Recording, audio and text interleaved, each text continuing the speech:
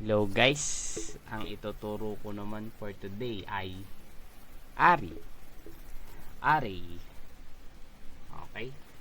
Mag-start tayo gumawa ng tatlong array. Kasi gagawa tayo ng ordering system. Okay. Console lang ito, hindi po ito UI interface. Una, gagawa tayo ng console write line. Para i-print ni computer ang sasabihin nating array or ordering system natin. Ordering system. Lagyan natin dyan, ordering system.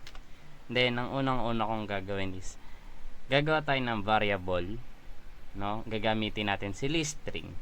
List string. Isa po siyang represent a strongly type of list of object that can be accessed by index. Ito siya, si list string. Okay. Papalitan natin yung variable. So, ilalagay natin ng pangalang variable is array1. Okay. List string. Ayan, as you can see here. Sabi dito, list string is a represents a strongly type of list of object that can be accessed by index. Provide methods to search, sort, and manipulate list. So, para sa akin, alternative siya ng array. So, kaya pwede pa rin natin siya magamit. Ang gagawin natin dito is, gagawa muna tayo ng tatlong variable ng array.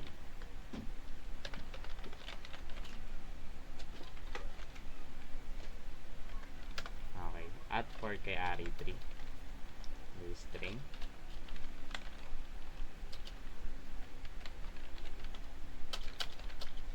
New list.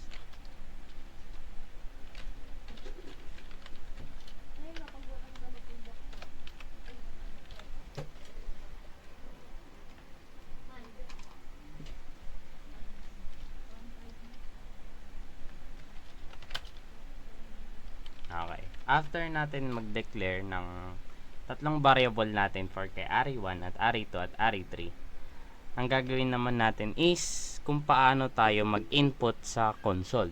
Kung paano mag-input ang user sa console ng 10 beses. Kasi ang gagawin natin dito is kada array may 10 items tayong ilalagay. That is why gagawa tayo ng 10 list or ng for loop para mag-console tayo or mag-input tayo sa console ng 10 items. So, ang gagawin natin is dito for int I is equal to 0 semicolon I is less than 10 semicolon I plus plus then parenthesis. Papaliwanag ko dito. Dito kasi sinasabi int I is equal to 0. Initialization. Parang ang ginagawa natin dito sa pang-una is si int I daw, si variable I daw is magi-start siya sa 0 and mag-e-end siya sa 10. So, pinakita natin. Sabi dito, I is equal to 0 at si I naman daw is less than to 10. So, mag-e-end siya ng 9. 0, 1, 2, 3, 4, 5, 6, 7, 8, 9. Okay. And bracket. At sa loob ng bracket naman is magde-declare ulit tayo ng string. String item 1. Papangalan natin siyang item 1. Kasi tatlong array siya. So, tatlong item rin tayo na tig sa 10. So, pinangalanan ko lang siya na item 1. Para saan ba si item 1? Kung ba't ako nag-declare pa ulit? Para kay console.readline.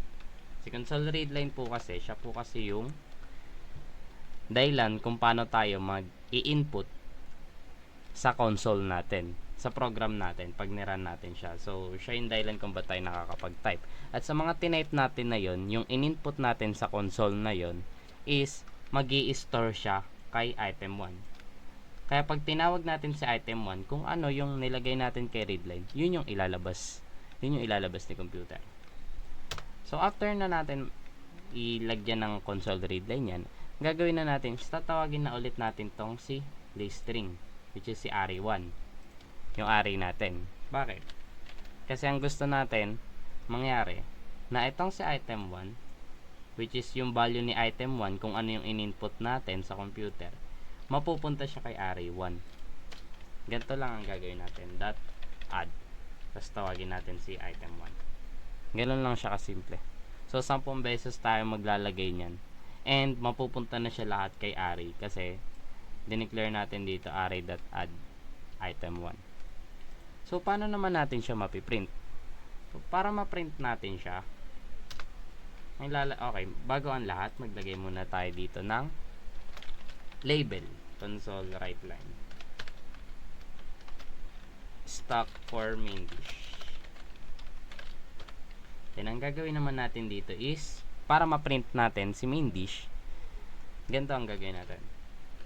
Gawa ulit tayo ng label. Okay, print main dish. Then, dito naman is, bawal natin tawagin si array lang. Pag tinawag natin si array lang, isa lang yung ipiprint ni computer.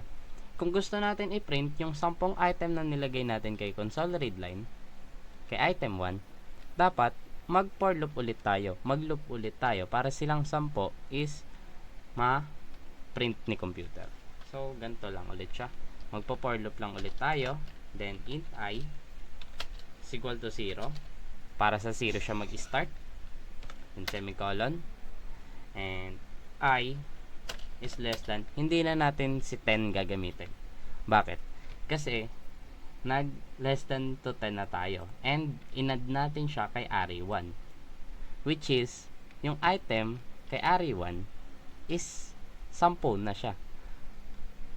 Kaya, ang gagawin na natin dito is, tatawagin na lang natin si array 1. Tapos, magda-dot count tayo. Okay. Gets the number of element contained in the list. Si count is, kinukuha niya daw yung number na nasa loob ni list string, which is si array 1. 10 na yung laman ni array 1 kasi ginamit na natin siya dito. Nag-for loop na tayo na 10 beses na item kay array 1. Then, mag-open bracket ulit tayo. Para matawag natin siya, syempre magka-console write line lang tayo. Console write line. Then, tatawagin na natin si array 1. Array 1. Then, bracket. Sa loob ni bracket, tatawagin natin si loop natin. Sini-loop natin. Ayun. Ganun lang siya kadali. So, nalimutan natin dito si I++. Tawag sa kanya dito, si I++ po, ay si increment. Increment po tawag dyan. Ibig sabihin, kada isa yung dagdag niya. Isa-isa yung dagdag niya. So, kung gusto nyo, dalawa-dalawa yung dagdag nyo, pwede nyo palitan siya. Plus equal 2. So, pwede naman plus equal 1, pero mas madali kung dalawang plus na lang siya. Ibig sabihin nun, plus 1 na siya. So, ayun lang. Ganun lang kadali ang isang array natin. Doon na nagtatapos ang video.